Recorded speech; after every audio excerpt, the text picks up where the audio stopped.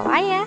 Today I'll show you how to make this super cute ponytail that you can do in seconds. So begin by making a parting on the side we like as always. And then we want to select our side sections like I'm showing. Grabbing the rest of our hair, we want to make a low ponytail. Pull a little bit the hair on the ground to make it fuller looking. Now we want to grab our sections, crisscross them over already created ponytail, and then tie it underneath the created ponytail. And they're basically done. Tell me please in comments down below what you think about this ponytail. Also, if you're new, make sure to subscribe and hit that bell notification button to be notified 3 times a week when I post a new hair tutorial. See you soon. Love you guys. Bye.